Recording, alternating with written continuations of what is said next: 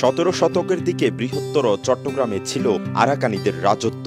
ইতিহাসবিদদের মতে 1784 খ্রিস্টাব্দ পর্যন্ত রাজা বোদফ্রা বা বোদপায়া এই আরাকান রাজ্য শাসন করেছিলেন। তৎকালীন শাসনামলে বেশিরভাগ রাজ্যের রাজা বৌদ্ধ ধর্মের অনুসারী হওয়ায় বৃহত্তর চট্টগ্রামে নির্মাণ করেছিলেন বেশ কিছু বৌদ্ধ মন্দির বা বিহার, যার মধ্যে কক্সবাজার জেলার রামু উপজেলায় রয়েছে বেশ কয়েকটি বিহার। এর মধ্যে অনন্য স্থাপত্যশৈলী সমৃদ্ধ লামার পাড়া বৌদ্ধ বিহার। উপজেলার ফতেখারকুল ইউনিয়নের অফিসের চর এলাকায় অবস্থিত এই ঐতিহ্যবাহী বিহার রামু সদর থেকে মাত্র ৩ কিলোমিটার দক্ষিণে গেলেই প্রকৃতির কোল ঘেঁষে থাকা এই বৌদ্ধ বিহারের দেখা মিলবে।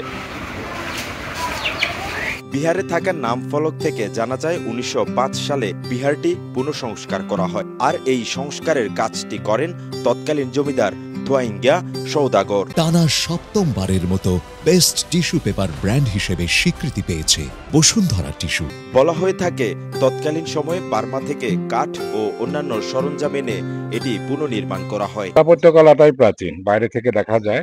প্রথমে ঢুকতে যেটা দুতলা কাঠের ওটা হচ্ছে বিহার, বৌদ্ধ বিহার, যেখানে ভিক্ষু অবস্থান করেন আর কি। এখন উনি ওখানে থাকেন না, পাশেরটাতে থাকেন। বিহারের প্রধান ফটক দিয়ে প্রবেশ করলেই চোখে পড়বে কাঠ দ্বারা নির্মিত কয়েকটি মন্দির, এবং একটু সামনে এগিয়ে গেলেই কাঠের মন্দির অভিমুখে আছে একটি ঘণ্টা ঘর, যাতে আছে 2টি বড় ঘণ্টা। এই ঘণ্টা নিয়ে জনশ্রুতি রয়েছে একসময় এই ঘণ্টার শব্দ 5 মাইল দূর থেকেও শোনা যেত, আর এই ঘণ্টাগুলোর ওজন প্রায় 80 মনেরও বেশি। বাংলাদেশের সর্বোচ্চ পিতলের মূর্তি এখানে বলা যায়। এটা বাংলাদেশে আমি মনে করি এত বড় পিতলের মূর্তি আর আছে বলে আমি হয়তো গ্যারান্টি দিতে পারি আর নেই। এর পাশাপাশি এখানে ঘণ্টা রয়েছে, যে ঘণ্টাগুলো এলাকার শান্তি শৃঙ্খলা রক্ষায় একদিন অনেক ভূমিকা রেখেছিল। কক্সবাজার এলাকায় আর কোথাও এই ধরনের বড় ঘণ্টা নাই। প্রাচীন এই বিহারে রয়েছে সর্বমোট 3টি মন্দির। আছে বিভিন্ন ধাতুর তৈরি ভগবান বুদ্ধর একাধিক মূর্তি। পুরাতন ম্যাগাজিন এবং সরাসরি সূত্র থেকে জানা যায় লামার পাড়া বৌদ্ধ বিহারে ধ্যানী বৌদ্ধ মূর্তিটি ব্রোঞ্জের তৈরি। ওই সময় বার্মা থেকে কারিগর এনে বুদ্ধ মূর্তিটি তৈরি করা হয়েছিল।